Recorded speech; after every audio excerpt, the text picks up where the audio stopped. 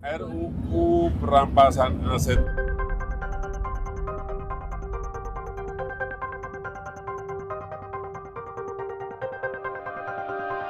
Jokowi dorong RUU yang bikin koruptor getar-getir.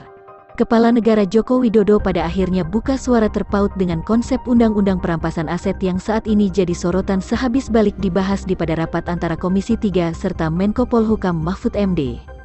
Jokowi membetulkan kalau RUU Perampasan Aset ini memanglah inisiatif dari pemerintah, dirinya berkeras hati hendak mendesak RUU itu buat lekas dituntaskan oleh DPR.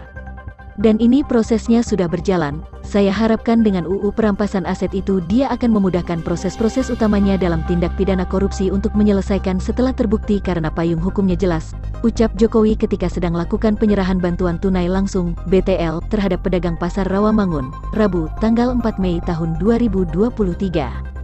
RUU Perampasan Aset Tindak Pidana sudah masuk kepada program legislasi nasional, Prolegnas 2023.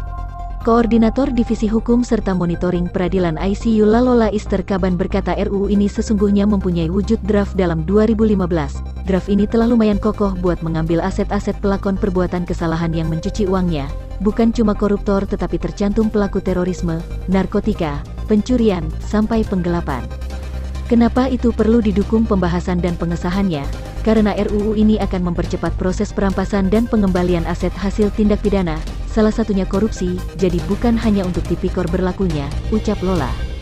Bersumber pada draft yang telah tersebar dalam 2015, ia berkata RUU Perampasan Aset ini dapat menghasilkan aset-aset pada wujud alat transportasi, properti, dan harta barang yang lain, jadi subjek yang sanggup dirampas negeri bila didapat bersumber pada hasil perbuatan kejahatan ataupun kesalahan.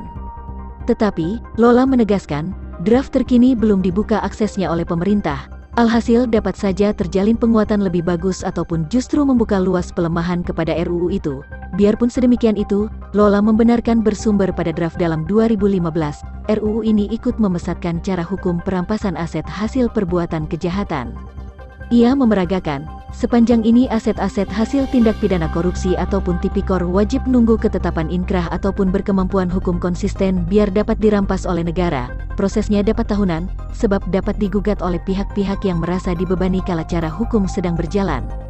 Sedangkan itu, dengan RUU Perampasan Aset ini baginya aset-aset hasil perbuatan kejahatan dapat langsung dirampas dalam dikala ketetapan hasil tingkatan awal, ialah ketetapan di pengadilan negeri.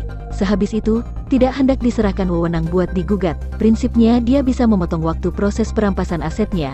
Di draft RUU 2015 kalau enggak salah prosesnya final di tingkat pertama saja, enggak bisa dibanding, enggak bisa dikasasi, pokoknya enggak ada upaya hukumnya, ucap Lola.